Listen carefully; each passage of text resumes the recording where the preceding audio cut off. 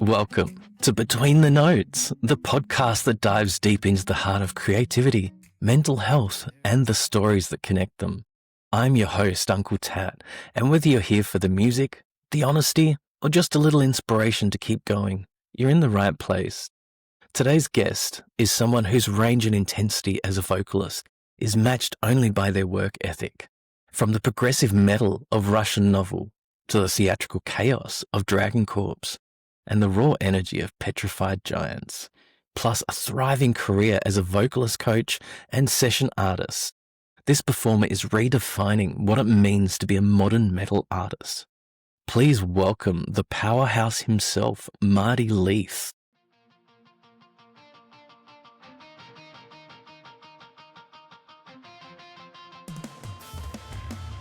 A quiet stillness rules this place as hollow figures ever linger, sifting through the wreckage of forgotten thoughts. Their alliance in retreat as hopes and dreams now lay broken, just like the scars that heal but never truly fade. Their lives had always been ones of chaos, ones of greed, with nothing left to lose until begins.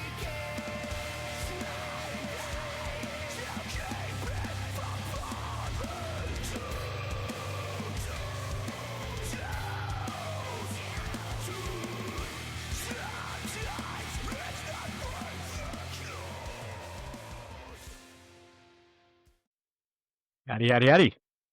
Good morning, Marty. How you going? Good. How are you today? Yeah, not too bad, not too bad. I just doing a billion things at once, but apart from that, not too bad. The story of life. I definitely get that. Thank you so much for taking the time to chat with me today.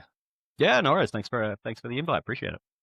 No worries. So I'll just get straight into it if you're all right with that. Yeah, no dramas at all.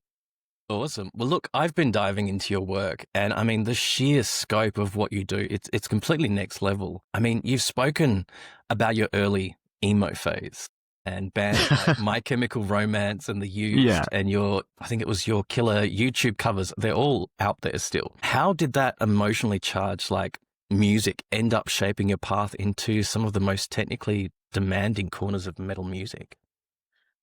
So, funnily enough, I'd say that sort of when I was actually in high school, I kind of really, I did love My Chem and The Used and all those kind of things. All of those were really, to me, that was very much the music that I would listen to when I wasn't actually sort of performing in a way. Pretty much when I was in high school and I was performing, it was mainly actually sort of already sort of Dream Theater-y sort of stuff. Because when I was in high school, I went to Belmont High in Newcastle, and so it's smallish sort of school. Newcastle's kind of because Newcastle's this kind of sort of big town in that it is there's a lot of people here, but if you were to try and do sort of alternative music just in general, it's super hard finding people.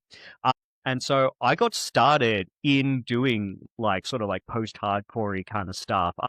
Or I guess even sort of along the lines of that sort of sceney kind of metalcore, Escape the Fate, Asking Alexandria, all that kind of stuff. But then after people sort of got over it a bit, it was one of these situations where it was oh, there's not really anybody here that wants to play this sort of stuff.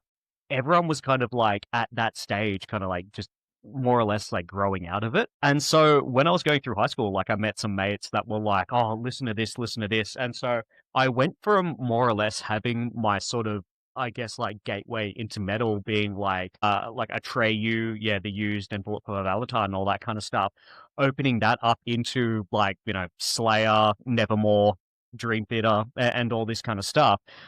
And that really got me into focusing on guitar. This is the thing that sort of surprises people. I was a guitarist first. I actually focused way more on guitar when I was younger, and to the point that I actually went through and just during one of the school holidays, I learned all of Guitar Hero 3. And so this is funnily enough, I don't know if this is the same thing for you, but the songs off Guitar Hero 3 are such a gateway in terms of I've never played Guitar Hero, but I've spoken with a few musicians that have all said that was their gateway.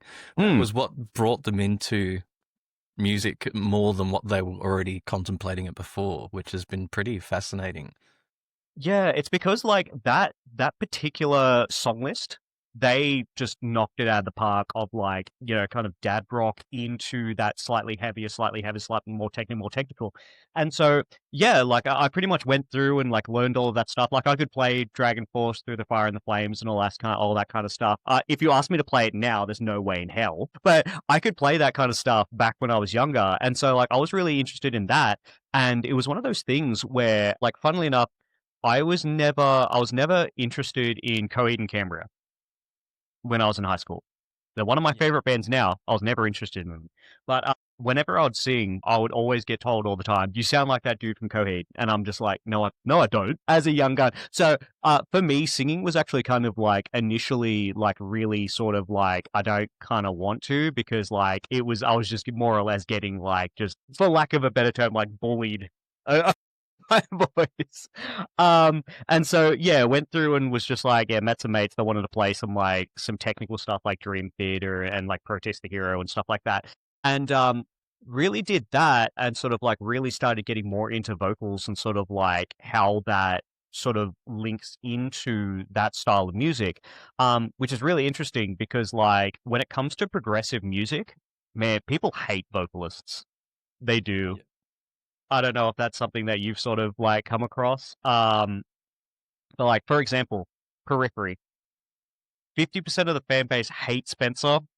The other 50% rather think that he's a god. And so it's one of these things where it's like in progressive music, more people are actually interested in the instrumentals than they are in the vocals. And so initially that was the kind of thing for me as well, is that I was kind of like, oh, it's all instrumental based and all that kind of stuff. Like the vocals kind of come second, which was actually until probably like years later. Like I want to say like mid like 2013 or something along those lines. I listened. Yeah, yeah, yeah. I was at work. And I used to work in IT. I used to be a full on IT guy. Um, and I went into work and I had some like busy work that I had to do, like just stuff where, you just got to focus, you got to get it done. I didn't need to interact with anybody. And at that time, I was just kind of like browsing through suggested songs and stuff like that. And that's when Periphery's P2 came up, and I'm like, okay, cool, I'm going to give this a listen. And I listened to it, and it absolutely just blew me away. Like I was just like, holy hell! Like this is like what Spencer's doing with his vocals on this album, because I'd heard them before on their earlier work, and I was kind of like, his vocals aren't it. But he really put work in on that, and he's just gotten better and better, better over the years.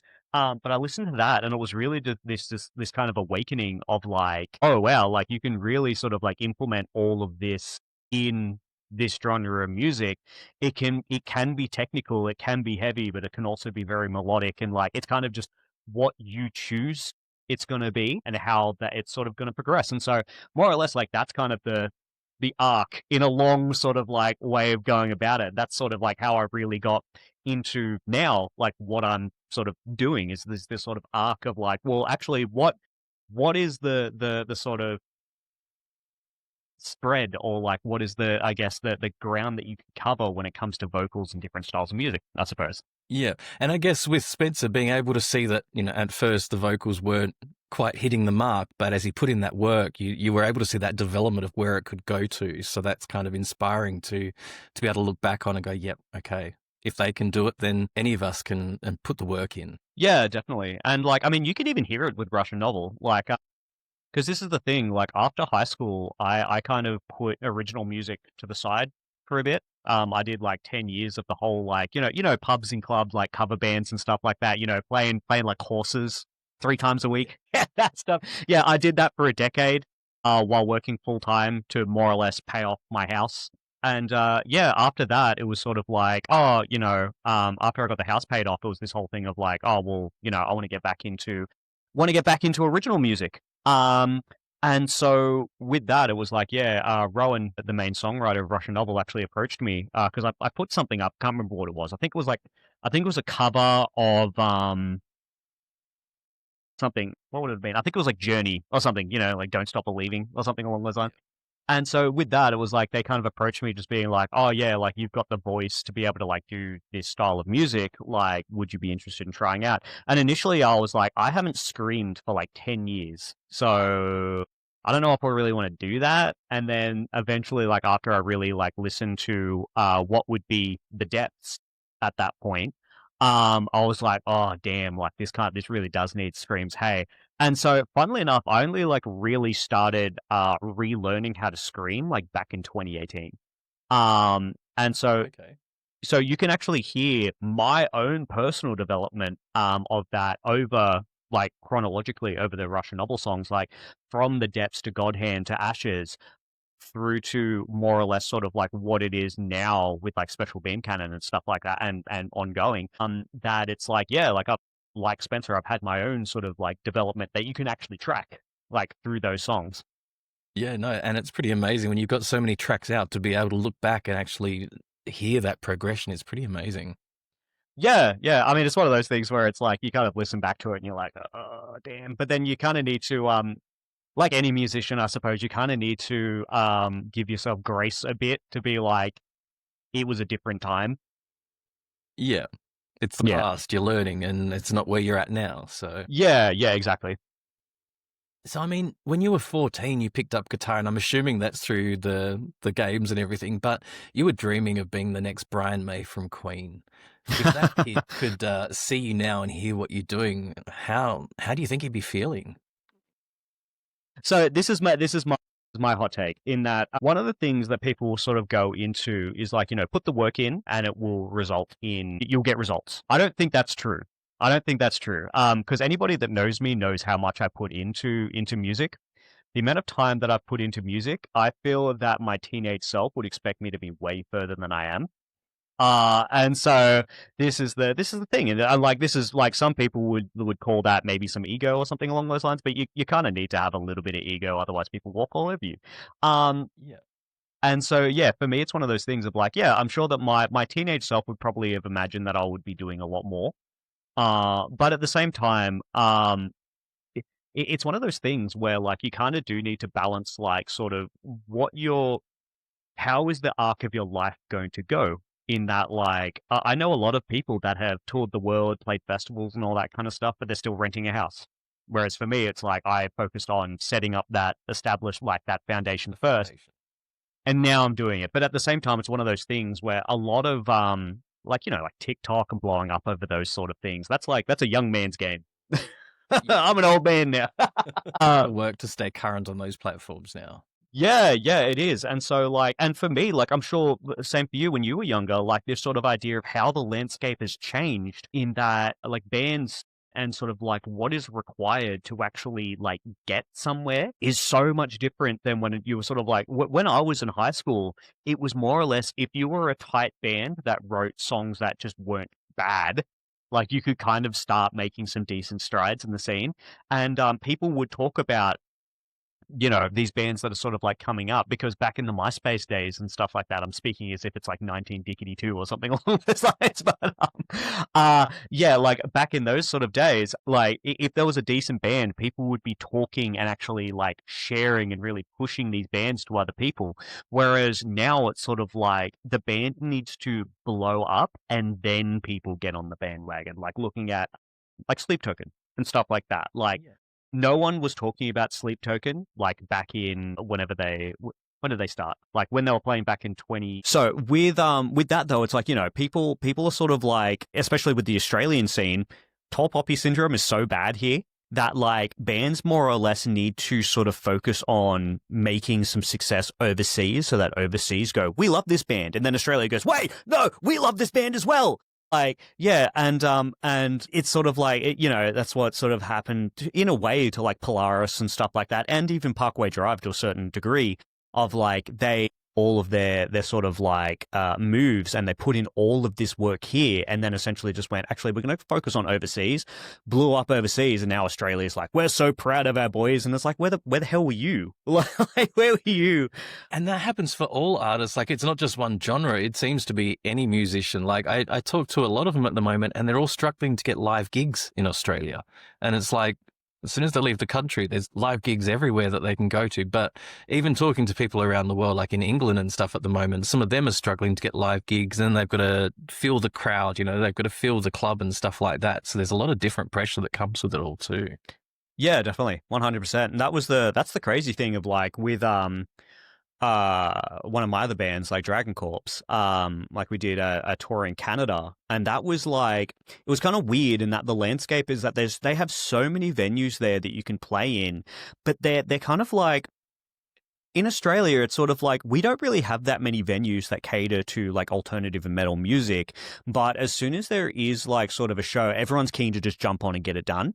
Whereas like overseas, it's this kind of weird thing where because they have this sort of like almost oversaturation of venues that you can play at, everyone's so like, there's a show on this weekend and you need another band. Ooh, I don't know. We haven't been able to put enough prep into it. And it's just like, I don't know. I think in a way, at least what I'd say is that the sort of restricted kind of nature in Australia has really made people hungry for it. Whereas like overseas, it is this kind of thing of like, yeah, you can play and you have all of these different options for shows. And like in like something like New York, like in New York, you have a pick of like 20 shows on like one night. Whereas in Australia, it's kind of like, oh, if there's 2 metal shows on the same night in the same town, what the hell? Like that's a existential crisis of like, where am I going tonight? Oh no. And so yeah, one concert a night in Australia, like it's rare that you have multiple gigs on one night like that. Yeah, and it's like it's always such a pain of that. Like we're organizing a show at the moment where it's going to be in Sydney like on the same night that Architects are playing, and so it's like sick. We're going to have to contend with this international band and all this kind of stuff. But hey, that's the nature of the game, I suppose, as well. Yeah, and I guess it's good to see what your fan base is like, to see where they go, I guess, as well. Yeah, and that's been like the sort of weird thing for me anyway, personally, is that like we do get like a relatively decent crowd. And for me, it's been this really weird thing though of like, I didn't expect it.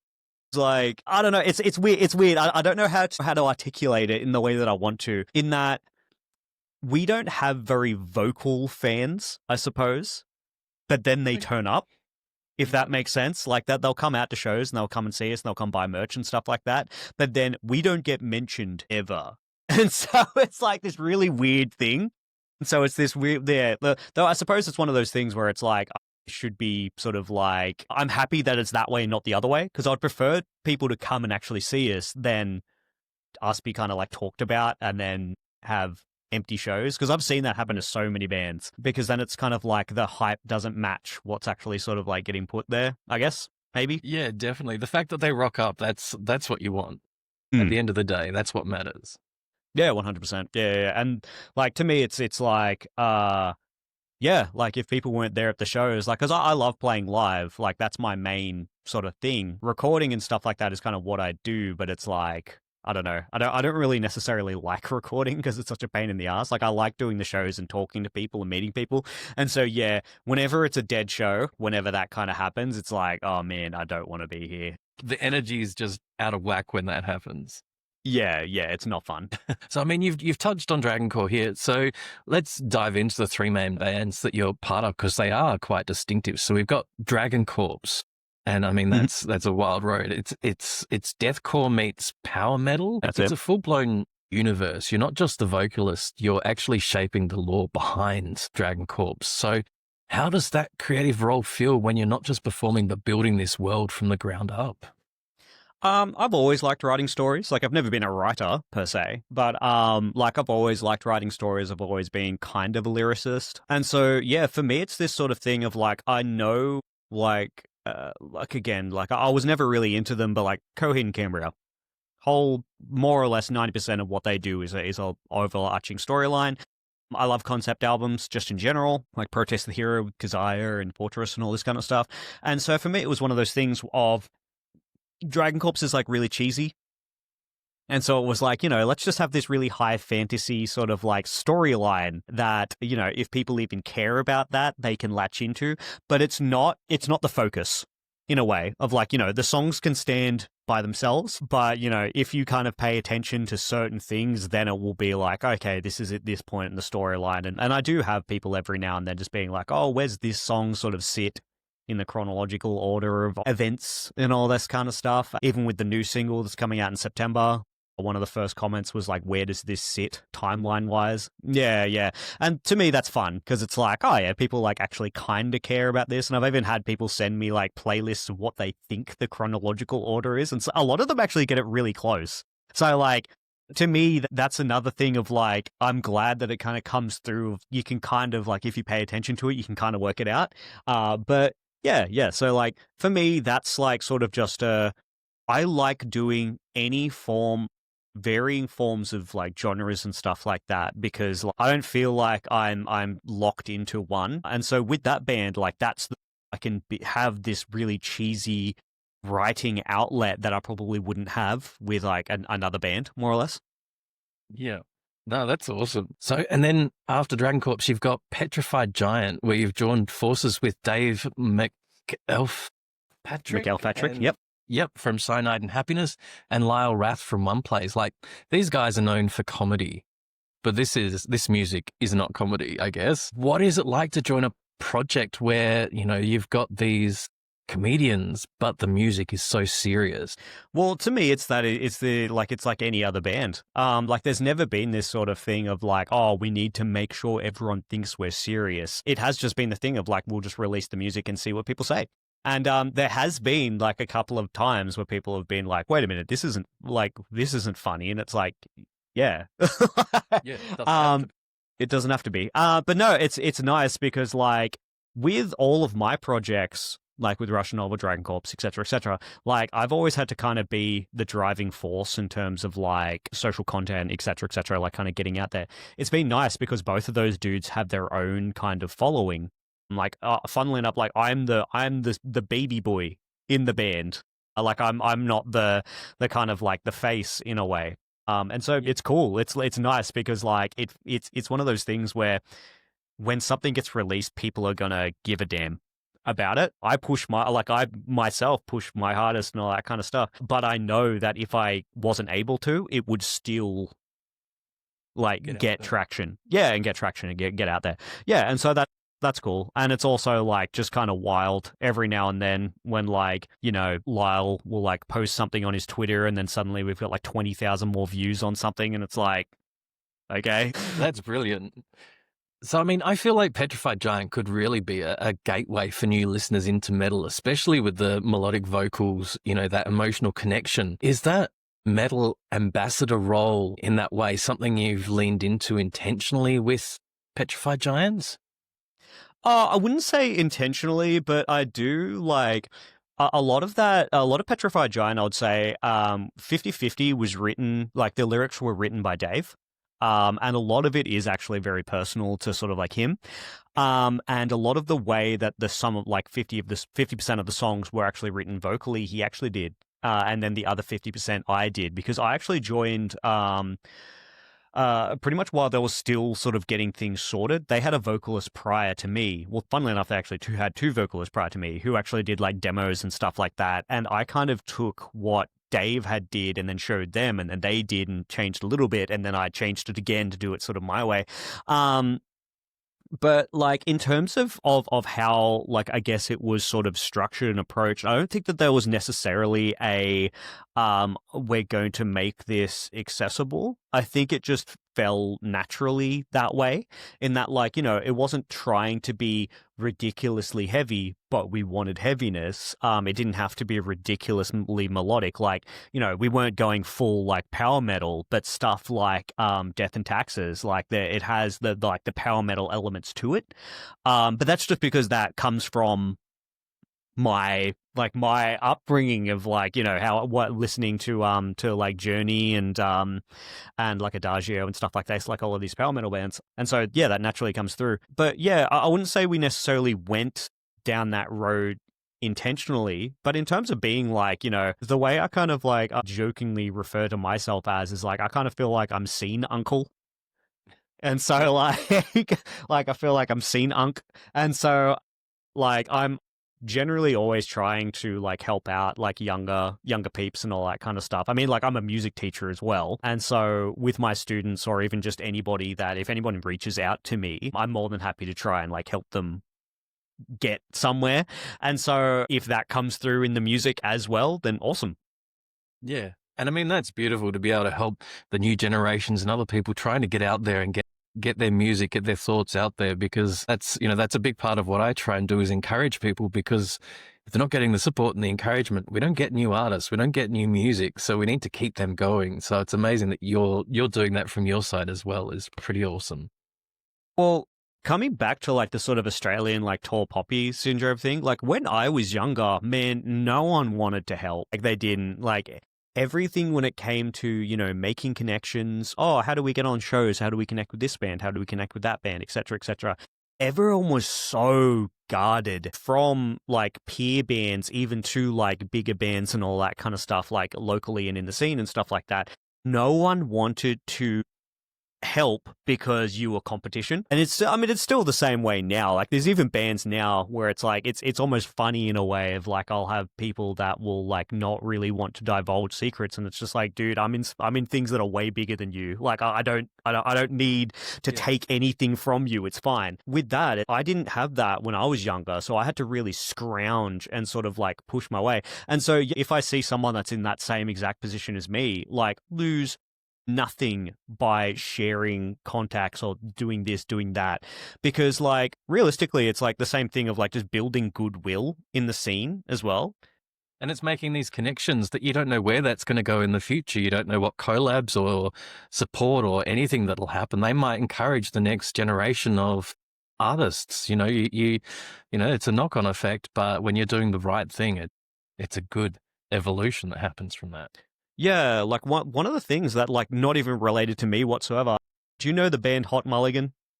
I've heard of them, yes. Yeah. Do you know the band Free Throw? I heard of that one. I've heard Hot Mulligan more, but yeah.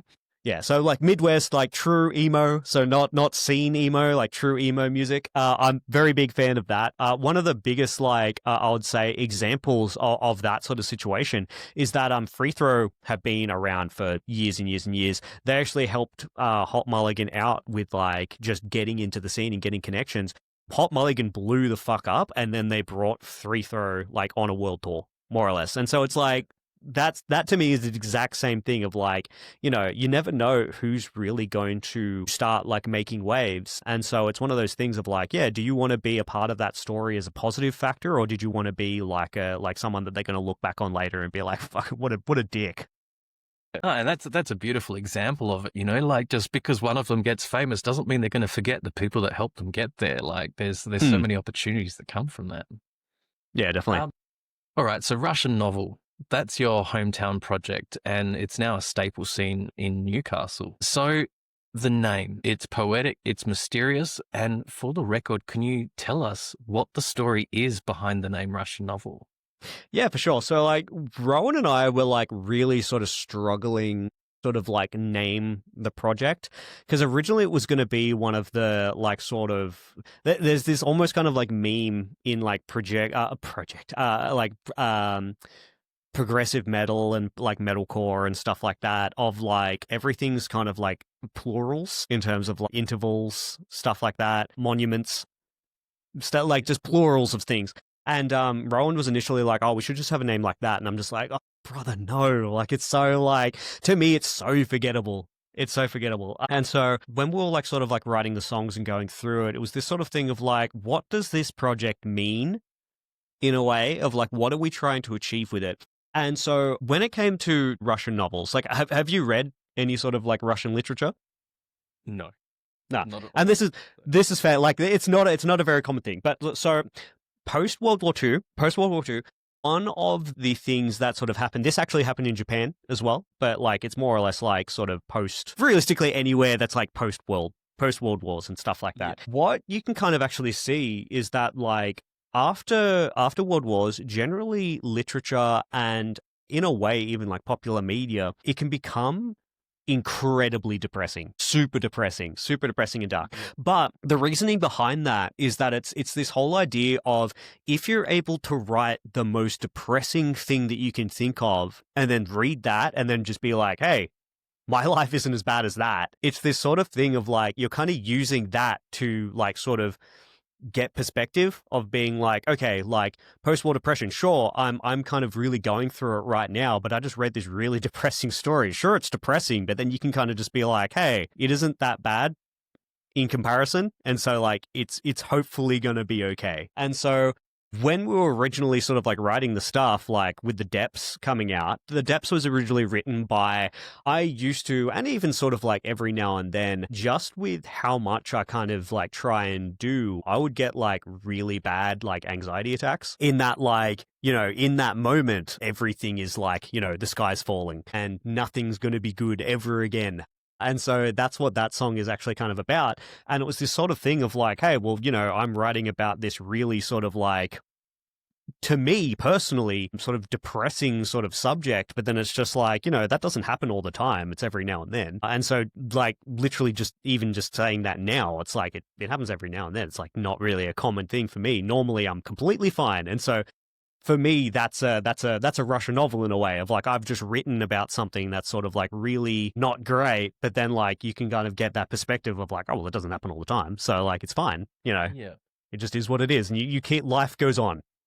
Yeah. Okay. Thank you so much for explaining that, because in my research, nothing has an answer to why you guys chose that name. It's very interesting.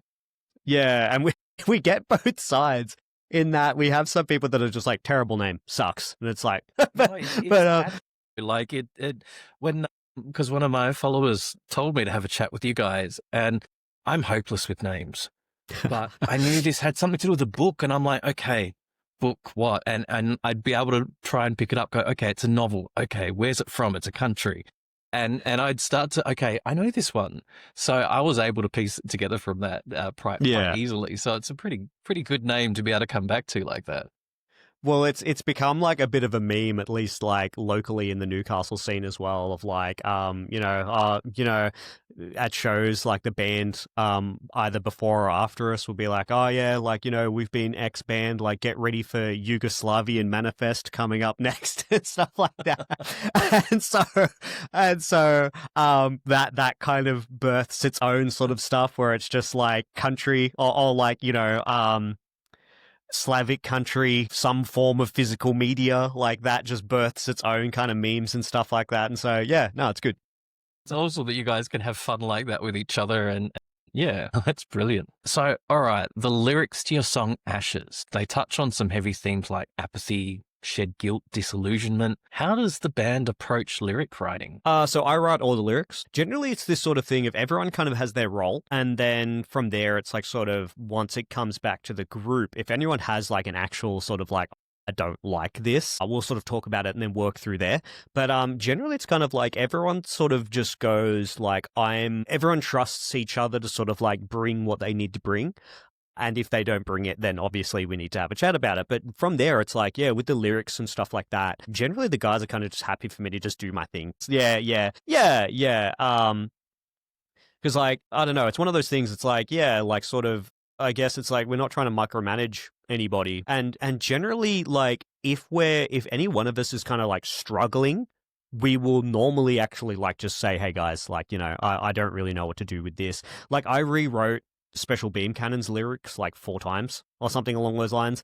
And I just kept going to the guys. I'm like, dudes, I don't like how this is flowing. Don't like how this is flowing. And I think I sent a couple of lines to Rowan of like different recordings. And he's like, I like this one the best. And I think that's what ended up being the one that we went with. And after that, it's like, you know, kind of trusting the process, but then asking for help if you need to. Yeah. No, it's great to be able to work like that. So then you've got a track Upon the Shores of Naxos, which points to Greek mythology. Themes of betrayal and everything. I mean, how do these classical or mythological narratives fit into the world you're building with Russian novel? You know, is it come back to that sort of that wartime, things are bad, but hey, we're not on a boat stuck in the Isles or something, getting sort of. So one of my goals with Russian novel is that when it comes to the themes of the songs, it's like what I'm trying to convey or what I'm trying to sort of actually focus on when it comes to the songs is what is the core emotion that I'm trying to convey. So, for example, the depths, anxiety, God hand, anger, ashes, sort of retrospection in terms of like, because ashes is more or less about you are not always the good person in the story and you kind of need to accept that. Like sometimes even unintentionally you are the bad guy. That doesn't mean that like it's all over and all this kind of stuff. You kind of just need to build from there. And like with Naxos, it's like, yeah, just the feeling of rejection, the feeling of like, because do you know much about Greek mythology? Yeah. I'm a little bit of a mythology nerd, I guess. Hell yeah, good. Because this is the thing. And funnily enough, I've had so many people like. For me, Naxos is my favorite track. I think. I think it changes every now and then. But Naxos is my favorite, simply because like the storyline, I feel like I was like, I'm the author and I think I did a good job. The storyline of like Ariadne believing in Theseus, in that, like, saving him from the labyrinth of Minos, and then him whisking her away only to leave her upon the shores of Naxos. And then, depending on which arc you go, she was either saved or wasn't saved by Dionysus. But with this, it's like this whole thing of like, you can almost even view the song as like a breakup song, almost. Like but for all the Taylor Swift fans. With that, it's like this sort of thing of like, you put your trust in someone, you put your being into someone, and then you would never expect that person to do you the way that they did, but they do. And then sort of like, what are you left with? You're left with this emotion of like, where do I put this feeling? And so like, that's that song for me. And so when it comes to sort of like where it sort of sits with the story, it's sort of like, that's that emotion, I guess.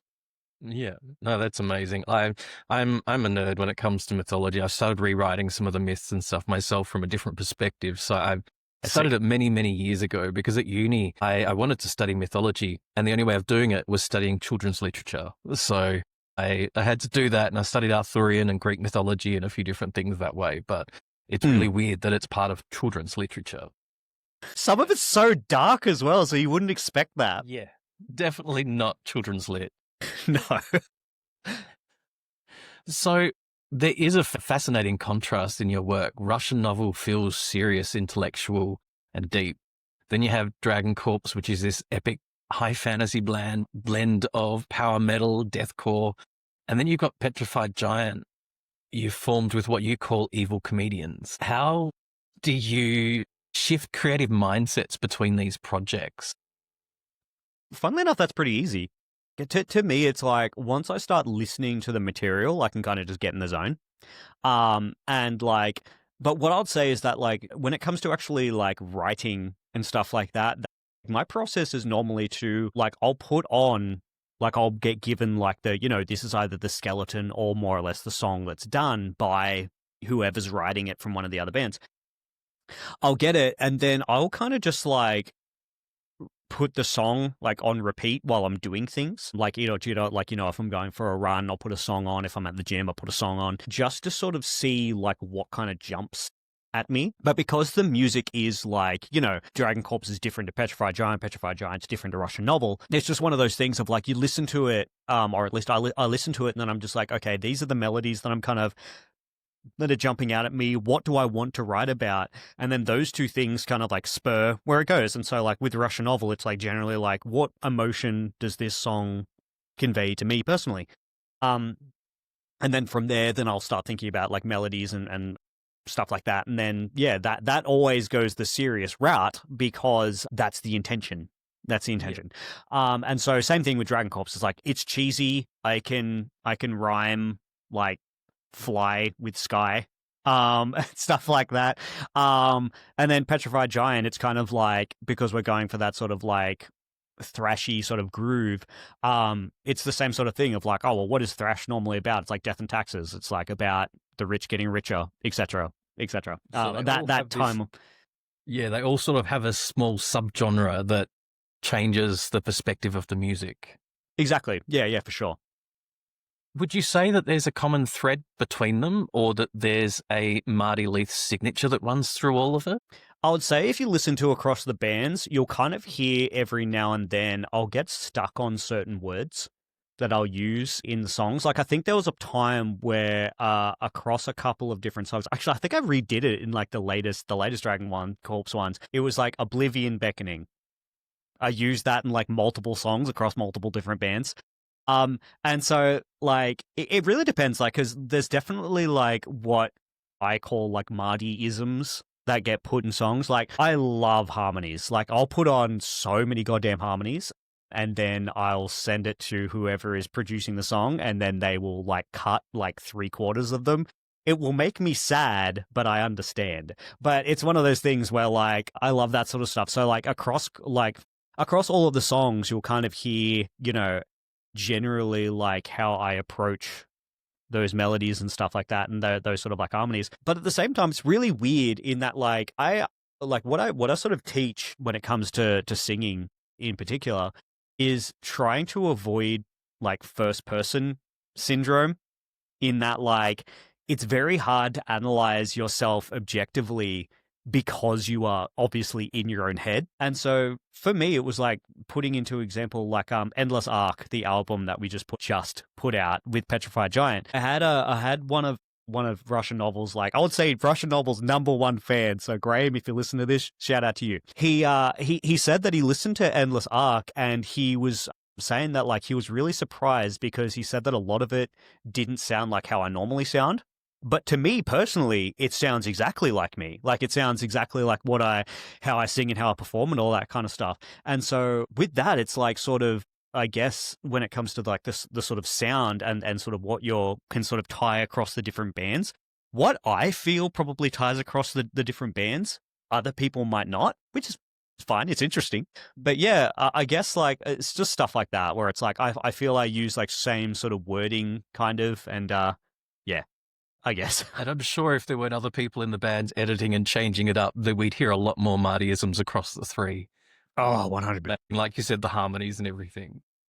Like I like we have a lot of material for Russian Novel sort of coming up, but we're trying to take everything seriously now. Like not just kind of like do things and then just kind of move it. We really want to now more or less like, you know, when we're not getting any younger, we're all in our 30s, all this kind of stuff. You know, let's give this a decent push and see where we can take it. And so we have like a lot of material that we're kind of sitting on at the moment, like planning and all this kind of stuff.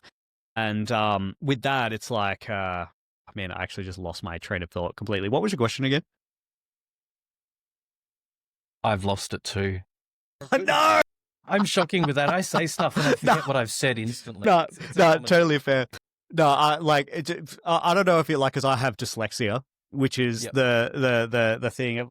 And like, I will be teaching and I will be stringing a sentence along that makes complete sense to me. Then a word will just disappear. And then I'll just be like, I don't know how to explain this anymore because I lost that word. Really? What was it? Give me 2 seconds. I'll just see if I can think of what that was. What was it? No, it's left my brain. Oh, God. Wow. Look at us go. This is what happens after 30, guys. Yeah, this is it. Like, more or less, like, I guess crux of probably where I was going is that, like, you know, we really want to sort of, like, push these things properly, but with the new Russian Novel, it's like that we have sort of going, that sort of the approach to that song, what was it? More or less, it's like, I guess we'll just kind of like peter off that, but you know, the effect of like sort of going into that song and sort of like how to sort of approach it. Each song will kind of be like a little bit different in terms of how we're actually sort of like, you know, how we're writing it, in terms of what sort of vibe are we kind of going for? What kind of market do we kind of want to go for a little bit? Not so much. But yeah, I don't know. We'll move on to the next question because I completely forgot wherever the hell I was going with that. You're all good. Me too.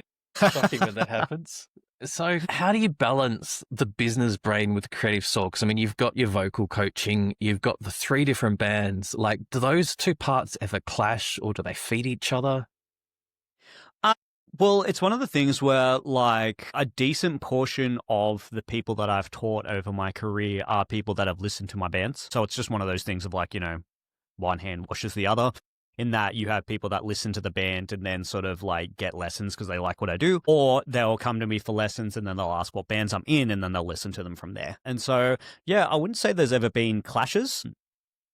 And that's sort of like also one of the reasons I try, like a Russian Novel at the moment is technically my only local band. I do stuff with like other bands and that, but it's not really serious, I guess. And so, yeah, like I really try and avoid that clash as much as possible, which is why, like, yeah, with Dragon Corps and Petrified Giant being like online projects, it's super easy for me to just like sort of balance that sort of, I guess, more or less like, time, more or less. But in saying that, yeah, the business side of things is such a pain in the ass, but like it's just one of those things where you just kind of got to do it. Yeah, you got to do the grunt work to get the good stuff happening. Yeah. So one thing I've noticed about you is that your online presence is very polished and professional, but it's also pretty private. Now, we're in times that, the world overshares everything. How do you decide what stays public and what stays private just for you? Yeah, no, for me, and this is something that I've talked at length with my partner, because she's fairly outspoken when it comes to her, like what she shares and all that kind of stuff. For me, this especially comes through from my history in IT and going from being sort of a support worker through to being a team leader and a manager and stuff like that, is that diplomacy is like key, more or less, for me. Bars, rhymes. And so it's one of these things where like I will always try, even if it's someone that I generally don't like, or if it's a topic that I don't like, I'll always try to be diplomatic in a way that, hopefully some sort of like either common ground or at least compromise can be made. And so like I generally don't share my personal opinion on things, like realistically, generally to like sort of anyone. If someone does something that I don't like right in front of me, I will 100% tell you that I do not like it. And I think that you need to, take a long walk. Do better. Exactly. But when it comes to stuff like that, like I think this one time, like I shared my opinion once. I mean, I've shared my opinion other times, but in recent times, I shared an opinion, my hot take, which was that people need to stop idolizing vocalists. People need to stop idolizing vocalists because it's actually harmful, in my personal opinion, because you might be idolizing this person because you really love like the band and what they do in the band, but you're putting so much pressure on that one person, and then also it breeds just like toxicity within the band, within the project, and also it's just kind of unfair. Yeah, like just for everyone involved, and so I had this point, and I had all of these points that I was like, this is why, and man, people got so angry over me just saying like, hey, maybe don't idolize like the vocalist, coming from a vocalist, like, and I had people that were just like, oh, this dude has like main character syndrome and stuff like that. And I'm like, I'm actively telling you to not do that. So to me, it's like people, and I was even thinking about this, like, funnily enough, like shower thought from today. So many people will have this sort of, when it comes to debate or just like disagreeing with something, there's been this culture that's sort of developed where everyone, like, to win an argument, oh, well, this is the thing, I guess, like winning an argument as well as like the core thing these days. Everyone needs that sort of like gotcha moment. Like, and this is the sort of thing where everyone's like, oh, but like, you said this or this is that, like, blah, blah, blah, gotcha. And like, everyone kind of does it. Like I do that with like my partner and stuff like that. Like we'll just be having like an argument over something stupid and I'll just be like, gotcha there. But that's just because I'm being a little shit. When it comes to actual issues and stuff like that, people will sort of like, they'll go out of their way to sort of like, it's no longer about the argument anymore. It's about just sort of devaluing your opinion. Like so that's kind of is the priority. Yeah, exactly. Yeah. And so I keep my thoughts like on my personal life private because it's like, like I don't like my opinion in the grand scheme of things doesn't matter. And I really wish that more people thought that as well. But it's just one of those things where like, yeah, in the grand scheme of things, my opinion doesn't matter. And plus, it kind of just breeds like, unless it's something of like a really important topic, it's really not that serious. Like, I obviously won't get into it because it's not the whole thing here. But when it comes to like that, there are definite world topics where it is important. People should be talking about it, and there's different views on it, and that should be discussed 100%.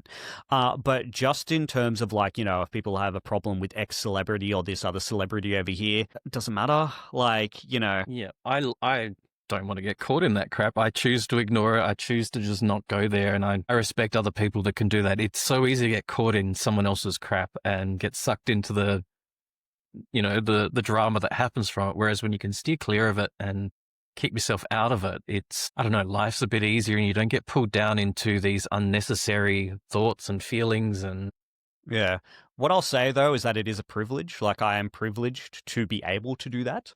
And so that's the only thing that I'll generally say. Like, to anybody that's listening to this, if you're in a position where you can ignore it, just kind of take that sort of note that, you are privileged, because a lot of people are sort of in this stuff. And that's why it's like, some of these really important topics, they do need to sort of like be discussed. And if you do believe in something, you should generally stand up for it, which, I do. It's just not something that I post about on social media. And so, because it's just people will take what you've said and misconstrued it. Though at the same time, some people will use that as well as a argument to get out of, like, if someone's being like racist or something along those lines, it's like, oh, this happened 10 years ago. It's just like, I don't know if you've changed that much in 10 years. So you just saying people misconstrued it, I don't necessarily believe that. So again, just keep it off the internet. Just, keep the stuff off the internet, and just, as you said before, just do better. Everyone just needs to do better. do you think working in IT and starting there made you more conscious of that, sort of putting your opinion out like that? Because you're seeing what goes on being in the IT field, you see a lot of that? Oh, no, not really. Like, what I would say is like actually doing the sort of like the social media stuff for the bands, because I kind of need to keep my finger on the pulse.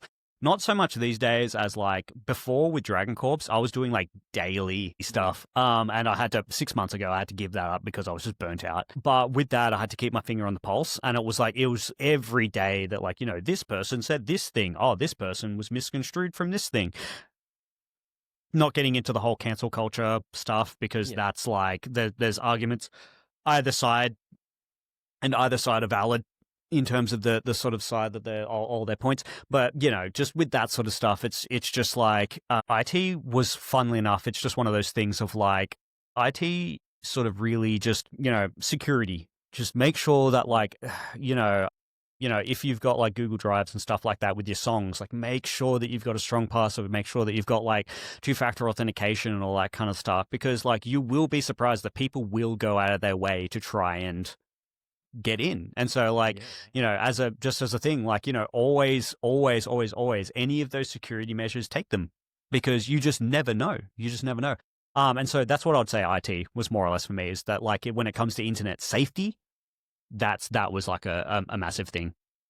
Okay, that's huge though. Like getting your head around that, like for someone that's not really IT based, that's, like everyone always says these things, but sometimes you need someone to show you and give you those pointers. So the fact that you've got that, especially with the 3 bands and everything else you do to keep things safe, is pretty important.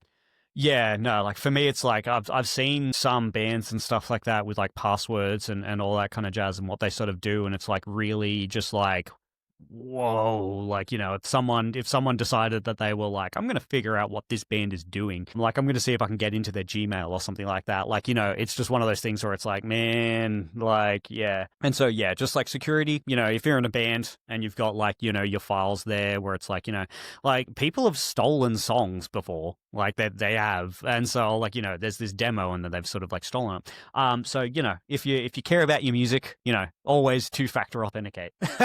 Stuff like that. Lock it up 100%. So a big part of me being on social media platforms is talking about mental health and support. So my podcast isn't going to be any different with that. So you juggle multiple bands, solo projects, coaching and more. Like, it's a huge workload, and the pressure in the music industry, especially metal, can be intense. How do you stay grounded through it all? I mean, for me, it's like, Routine is very important. I'm very sort of like ADHD, I need to have like even to a certain extent like OCD, sort of like I need things in their place, because as soon as they're not, then chaos. And so yeah, for me, when it comes to sort of like making sure that I'm doing like, exercising is so goddamn important. If you aren't trying to at least go for a walk, for not even just for like the health benefits, but just for yourself, staying sedentary is like, to me, like I just spiral. Like pre-COVID, I was doing like marathon running. I was like super fit pre-COVID. I was super fit and I had hair. Yeah, I had hair. And then when COVID happened and, I was working from home and my office was my room and I didn't have a treadmill or anything along those lines because I was running on the road. And like they eventually let you go outside to like run on, like if you wanted to exercise and stuff like that, you could go running on the road. But it was one of those things where like it took months that like running's one of these things. Like, do you do any running? Only when there's a farm emergency. Fair. I hike around the farm 3 times a day and we're on a hill. So, I'm always outside doing stuff.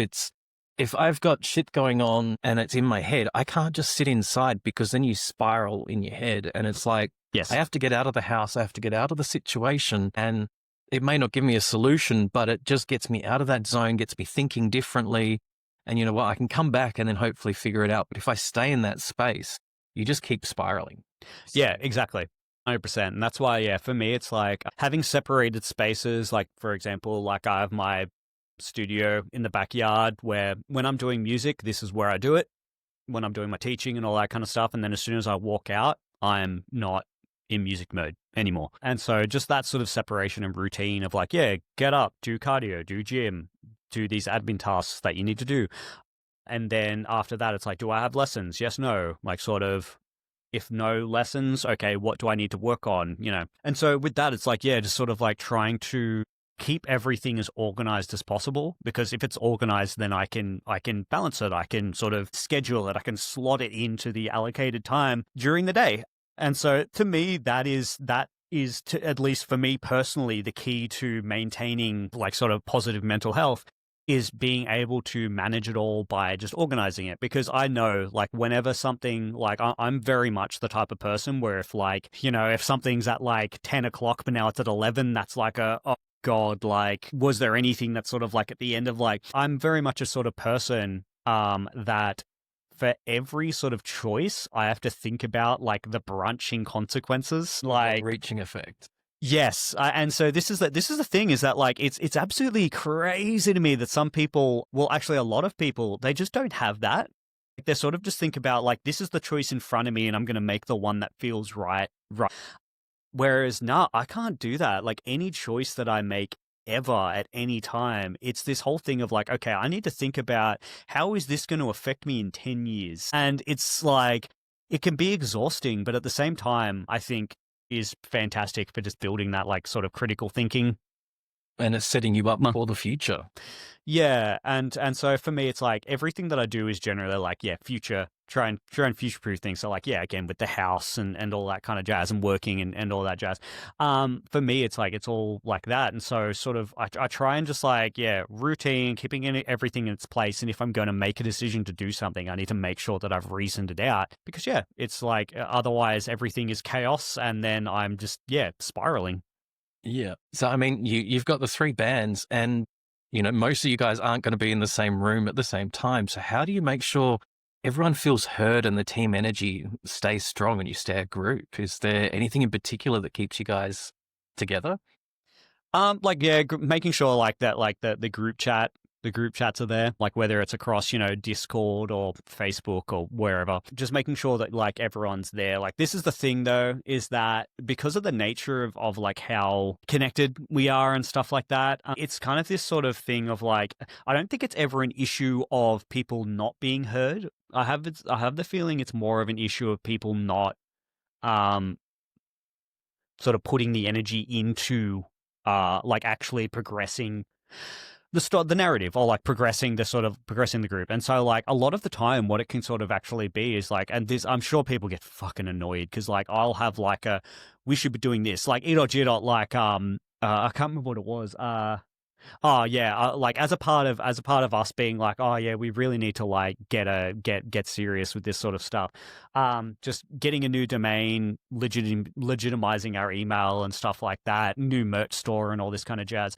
I was probably sending like a million messages in the group chat, just being like, we need to do this, we need to do this, we need to do this. And it's funny because it's sort of like, we need to do this. I'm already doing it, like at the moment. So it's like this sort of thing of like, yeah. Whereas, like, for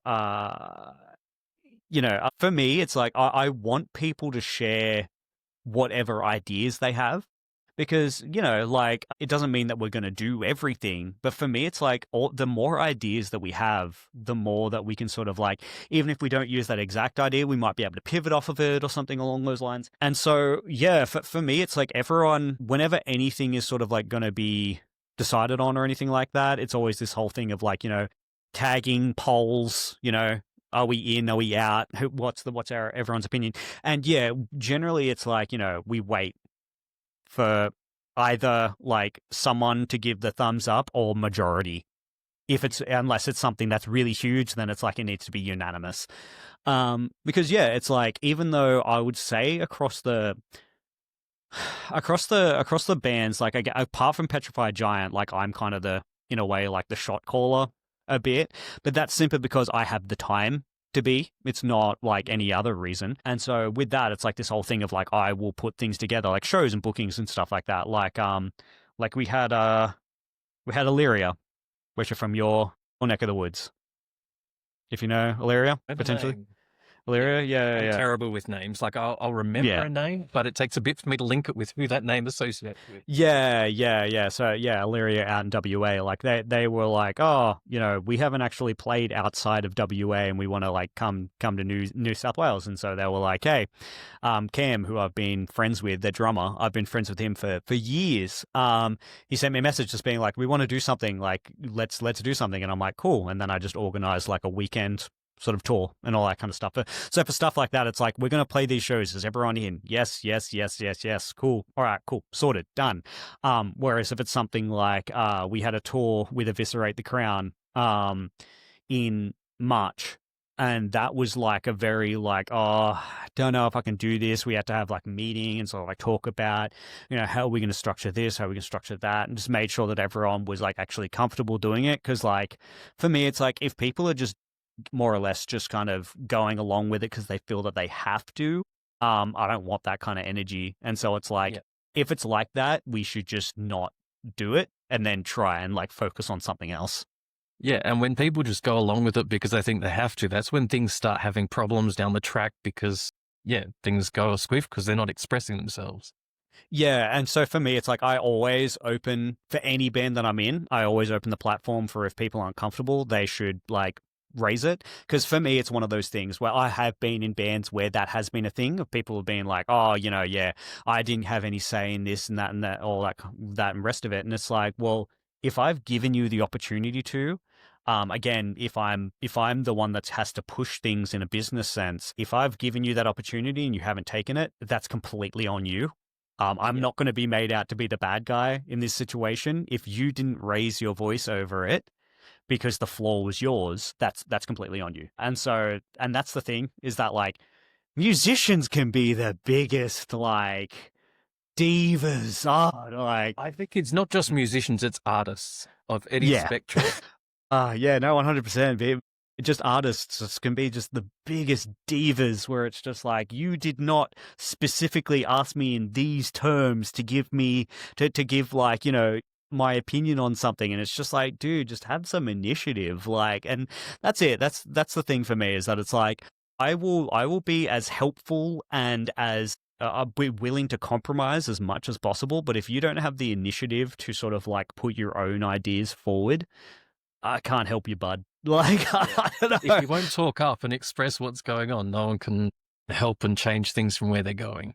Yeah, because it's like, I don't have your point of view. And so, if I've expressed my point of view and other people have expressed their point of view, if you're sort of sitting there grumbling because it's not what you want. And this is the thing, like, I've had projects before where people will get upset by something but they haven't said it. And then it just like ruins like a show because, there's just that sort of like heavy sort of like, what's going on? Oh no, it's nothing, it's fine. It's like, Yeah. The vibe really? goes off and Yeah. So, I mean, has mental health been a conversation that you guys have been comfortable having with each other in the groups and things like that to talk about what's going on for you guys and how you're feeling about things? Yeah, definitely. No. For me, I'm 100% like, I'm one of those dudes because like I kind of have always been like growing up, like, feelings and emotions have never been a priority. And so it's been one of those like sort of, relearning things as I got older to really try and be open with emotion. And so like, no, 100%, I'll be like, love you. Just like, just like making sure that people like showing my appreciation and stuff like that. And so, yeah, no, 100%. If people are going through it, like I say, like quite regularly, like we had to have a discussion with our bass player, Alex, who unfortunately we had to part ways with, a couple of weeks back. And with that, it's like, even though that was going through, for me, it was the thing of like making sure that I let him know that like, if you need to talk about things, please like, chat to me about it. Like just because this is obviously changing doesn't mean that I'm going to treat you any differently. Like you're still my brother in a way. So like, and so, yeah, for any project, that's always a thing for me, is just letting people know that if they need to talk or anything like that, then I'm there. And I hope that other people are the same. Because like, obviously some people don't want to, people have got stuff going on, so they don't really want to deal with other people's emotions. And that's the same with everybody. Like, everyone can kind of like go through it or they're in a state where they can't really be that sort of, not necessarily like sponge, but they can't be that sort of reflective person because they themselves are sort of going through it. But, as long as everyone's kind of like trying to be there, I think that's the key. Like just trying to at least be open. Yeah, try to be there, trying to be open and be honest with what they're going through, because if they're not, then no one knows, you don't know why they're in, even if they're just saying, look, I'm not good at the moment, then you guys know what's going on. And that's huge in being able to communicate with each other and keep things actually rolling. Well, that's kind of it, like across the bands, like, and that was one of it where like some stuff was going on, we had no idea, etc., etc. And so, yeah, it's like you don't have to tell your bandmates what's exactly going on in your life if you don't want to, but it's a two-way street in that it's like, if people are trying to do stuff, you need to come to the party and at least come to it to say, I can't be a part of this right now. Because, yeah, it's like, everyone goes through stuff, but that doesn't mean, it's like the whole thing of like, hurt people. It's like just because you've gone through a bad situation doesn't give you the right to hurt someone else in the same way. And so it's the same sort of thing of like, just because you're going through a situation doesn't mean that you are absolved of any kind of responsibility. And so, yeah, 100%. It's like, everyone should be responsible to themselves, but also to how their life impacts others in a reasonable way. Like just if someone's like, I don't like you eating pineapple on pizza, like that hurts me. It's like, well, that's a completely different scenario. But it's like, oh, if we're trying to push the band or push a project and you're never there, it's like, well, what's going on, man? Like stuff like that. Yeah. You got to have a discussion to know what's going on. Yeah, definitely. So, are there specific times in your career when your mental health has been really tested by the projects you're working on? Well, yeah, I'd say when it came to like the Dragon Corps like Canada tour, that was like, oh my God. Because trying to get like myself from Australia, 2 Canadians, 2 Americans, like to meet up, be able to play the material. We booked those shows like more or less with the help of our friend Cujo across like a couple of different states of Canada and stuff like that. That to me was like financially and mentally like so stressful. That was like oh man, I was stressed. I was so unbelievably stressed. That and like being a vocalist, one of the bad things is that like as opposed to every other instrument, it's like if anything biologically is going on, you're kind of like at the mercy of sort of like what your body decides it's going to do. And so stuff like, for example, I got sick in like February or something along those lines, or like Marchish. I was down like, not consecutively, but I was like sort of bouncing between being fine and sick for like a month. And it was like this really like head cold, sore throat, sinusy sort of stuff. So like I wasn't recording anything because it was like I'm just sort of out of action. But it was one of these things where it was like, we kind of need this for like this next song that we're going to put out and stuff like that. And so it's like one of those things where it's like it can be a very what's the term that I want to use? Like you're not up to the task. It can be a very I don't know, like dyslexia. There we go. I had the word, and it's like it's gone. It's depressive in the fact that you can't do what you want to do or you need. Yeah, it's like kind of like you're kind of being shackled by your own body in a way of like, oh yeah, you've got these things that you need to do, but like your body's just saying no. But it's like it's time sensitive, so yeah. And so times like that can be really really depressing, especially when it comes to like, if you're sort of like, I think there was one song where like I wrote this vocal line for it and I had to scrap it because like I could do it in a studio environment when I was like more or less like at 100%. But then whenever I would try it at like a practice or something, I could never quite nail it. And this is one of the things for me is that it's like, if I can't replicate what I've recorded live, it doesn't get recorded because I never want to be like one of those sort of vocalists or artists where you go to a live show and then they completely change how they're listening to a recording and lip syncing. Yeah, exactly. And so for me, like it was amazing. I can't remember what it was, but it was this really cool, really powerful melody. And then if I wasn't at peak performance, I just couldn't do it. And so it was like that was a really sort of like a humbling experience of just being like, man, damn, like maybe I'm not as good as what I thought I am. But then it's one of those things of like it's relative, like, just because I can't do this thing that I wrote that was ridiculous doesn't mean that I'm not still worthy. So yeah. So stuff like that, I guess it can be very sort of like, almost imposter syndrome-y sometimes. Yeah, definitely. And I mean, you've mentioned anxiety before. So do you still experience that much anymore? And what helps get you past feeling anxious? Oh, yeah, no, all the time. Yeah. No, funnily enough, I'm probably the most anxious that I've probably ever been in my goddamn life. So, because like I started full-time teaching like 2 years ago. And it's one of these things where like, luckily my house is paid off because otherwise I'd be screwed. I view teaching very differently to my contemporaries, especially around my local area, in that for me, I'm very much a teach a man to fish style teacher rather than like come in, do some warm-ups, do some scales, let's learn a song, see you next week. Because I view that as very like cash cowy kind of like teaching, where it's like you kind of just like you're just rolling through people week per week to just keep that sort of like that money coming in. Whereas for me, it's like, it's my name, it's my reputation. I want to teach people how to sing and how to build awareness and how they do their voice.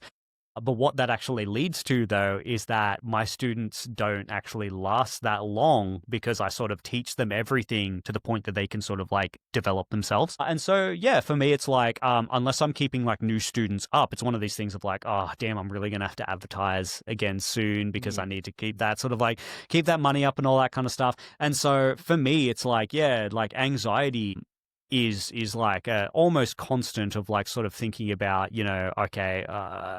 uncertainty, around uncertainty. So with that, for me, it's like there's no real sort of killer for anxiety that isn't like, I don't medicate or anything along those lines. I try not to. Like, I find breathing exercises kind of help, but only so much. Because like for me, I get like my anxiety is sort of like I get like this sort of physical, like not necessarily pains, but like sort of that sort of like really sort of like deep in the stomach, sort of like almost feels like it's fucking burning, sort of that sort of deal.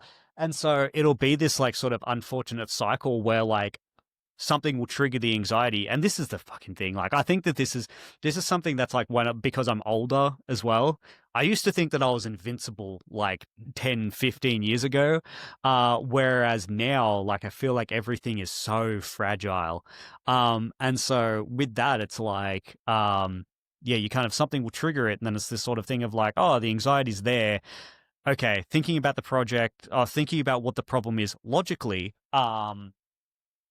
this is actually an issue, but then the body is still going, this is an issue though. And so then you have to kind of sit there, and it's this loop of like, my body thinks it's an issue. So is it an issue? Like, do I need to think about this more? And so then you like, again, that sort of million different scenarios. And so I find that like, breathing and stuff like that definitely helps, but it's not really a killer of it. I generally find if I can just go to sleep, I generally find that when I wake up, I'm generally more or less fine. Sometimes I wake up and I'm still anxious, but like, it's a bit of a reset. It's a bit of a reset. Yeah, definitely. So I guess if you could speak to someone struggling in silence right now, what would you say to them?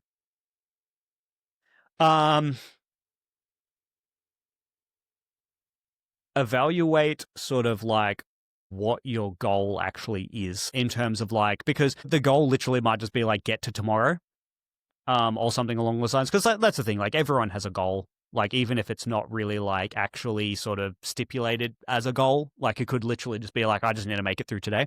That's a goal. Really sort of like see if you can sit back and view the goal and then ask yourself sort of like what is the actual purpose behind that goal, and sort of like why is that goal, why has that actually been set? Because if it's like I just need to make it to the end of the day, like, okay, well, what is actually sort of like, is it work? Is it this, that? Is it what is actually the cause of this anxiety that's caused you to essentially say, pressure that is essentially saying that like the goal that you're going for is immediate. Do you have something that actually is short term? Do you have something that is long term? Because I found that this is what helped me quite a bit. Just overall, especially when I had the mortgage for the house, like I was anxious as hell because I was like, fuck, I've got like this monumental amount of money that I need to pay back. But it was this whole thing of like funnily enough, the paying off the house is why I don't have hair, because I was so stressed that, and like I've got like white alopecia and stuff like that, simply because my body started going like, just like attack different forms because you're so stressed. But with that, it was like this whole thing of like, I was seeing a psychologist at the time, and their question was like, okay, so you've worked out that you're going to pay the house off in 2 years from how much you're working. And I was like, yeah, but I'm working like 7 days a week and all that kind of stuff. And she was just like, so what would happen if you were to work 6 days? And I'm like, I mean, I'll have to calculate it. And it ended up being like 2.5 years that it was gonna take. And she was like, is having that day off worth 6 months? And I was like, I guess, yeah. And so it was this whole thing of like setting this sort of like, well, the goal now is that it's like, it's not 2 years. It might take a little bit longer, but relieving that pressure of having that one day of like, you don't have to do anything. Having that sort of goal of like, okay, my long-term goal is still pay off the house. It's not 2 years now, it's 2.5. But now a midterm goal is with that one day off, like, what do I want to do with it? Like, do I want to try and achieve something just for me in that midterm? And then in the short term, it's like, okay, well, my short-term goal now is to organize taking that day off, like build, what do I need to do to make sure I can get that day off? And then building it up like that really sort of like allowed me to sort of focus again on sort of like planning and organizing to then set up a routine of I'm going to work 6 days a week rather than 7. And then on that day off, I'm going to do this just for me. And then next thing I knew, the house was paid off. So. And I guess that's it. Sometimes someone else's perspective on what's going on can just help you put things into a different perspective that might make things work even better. Yeah, definitely. Now, I believe this is the oldest photo I could find of you on. Oh my God, hell yeah. Yeah. What would you have to say to young Marty? Practice your goddamn vocals. Yeah, no, because at that time I was like super like I mean, yeah, I'm wearing a taste of chaos. Like, yeah, I was super into the used and escape the fate and stuff like that back then. I was actually practice playing guitar while standing up with a strap. Like that was actually funnily enough like that was one of the major things for me. I don't know why. Like it was this whole thing of like I would always practice like in this sort of like classical position. And then I thought that this would translate to like me standing up. And then like whenever I'd wear a strap, I was like, oh, this is so different and I can't play as well as I can when I'm in classical position. And so, yeah, it was this whole thing that like, especially through that sort of like 10 years of covers, standing up and playing like and singing all the time. Yeah, like legit, if you're a guitarist and a vocalist or even just a guitarist, like make sure that you practice while standing up because it's like it's completely different than just sitting down in classical position and stuff like that. It 100% is. And I know we touched on this. You had hair. I had hair. I had really long hair. Yeah. You That was did. like that was like, I mean, you can't even like, it's not even at the bottom. Like, I actually had that. I think a little while after that, that hair, my hair was all the way down to like my belt. Like, I had such Wow. long hair. It was crazy. Yeah, yeah. But no more. Yeah, me too. Many years ago, this is all I got left. Yeah, yeah. Oh, still more than me. More than me. All right. So we're getting down to the fun part. We are time to hit the 2-minute quickfire round. So basically, we get 2 minutes on the clock. My partner's given me a whole stack of questions. Okay. And basically, first thing that comes to mind. Okay, cool. You ready? Okay, yeah, let's do it. One thing that people don't know about you. I don't know. I think I'm generally pretty open apart from my personal opinions. If you had to sing one song forever, what would it be? Probably... probably, I guess, Welcome Home by Coheed and Cambria. A song that instantly lifts your mood. Funnily enough, it would be... She Makes My Dreams Come True by Hall & Oates. Hardest song you had to learn. Periphery's Reptile. Your weirdest musical influence or inspiration. Or probably Buckethead. Your favorite love song. Probably Emily by From First to Last. I think it's From First to Last. Yeah. A musician you'd love to jam with. Devin Townsend. Funniest thing to happen in the studio. I'd probably say when with Russian Novel, when our boy Nathan, who used to be in the band, he recorded what we dubbed the crispest click in the history of clicks, and now we have to use it in literally everything. If there's ever a click, we have to use this same click because it was The one clip. Best opening line in a song. I absolutely love the opening line in Big Ass Truck by Big Ass Truck. If you could bring one musician back to life, who would you pick? Ooh, I mean, just simply because I would love to. I never actually got to see them live. Warrell Dane from Nevermore. All right. That was 2 minutes. There you go. What did we get through? You got through 11 questions. That's pretty good. Okay, there you go. All right. Well, that's pretty much it. But before we wrap up, what's next for you? What can you tease? I know you said there's a new Dragon Corps coming out later this year. Yeah. New Dragon Corps in September. We have like 2 songs done for Russian Novel, as well as we're working on some of the old stuff. So realistically, we have like for Russian Novel, we have a lot that we're going to hopefully be doing over the next 6 months, all 6 to 12 months. So like we're really going to be hitting it hard. So yeah, with that new Petrified Giant, we're kind of in the early stages of that. I have an album with an unnamed project, or well, at least unreleased project, whole ass album that should be hopefully getting released soon. I actually have a song in a TV show that I can't actually talk about right now, but I'm sure a lot of people here will actually probably know it. So once that happens, I'm hoping that actually like sort of is very fun for people. But yeah, apart from that, just sort of kicking along. That's awesome. Thank you so much. It's Yeah, been no, an thanks for having me. absolute pleasure. It's been a pleasure having you here, and thank you for being so open about your journey. Yeah, no, thanks for having me. Yeah, no, really appreciate it. It was lovely meeting you as well. You too. Okay, All right. excellent. All right, well, yeah, don't be a stranger. Hopefully, we'll maybe potentially be coming out to WA at some point soon. Oh, Maybe, well, I don't know, but yeah, hopefully I'll hopefully. get But to see you guys. 100%. Yeah, it would be awesome meeting you in person. And yeah, hopefully chat again soon. To our listeners, thank you for tuning in to Between the Notes. If today's episode resonated with you, please share it with someone who might need to hear it. Until next time, it's Uncle Tat. Please stay grounded, stay kind to each other and to yourselves. Hey, this is Marty Leath from Russian Novel. Our latest track is Vostok. Hey, this is Marty Leath from Russian Novel. Our latest track is Vostok.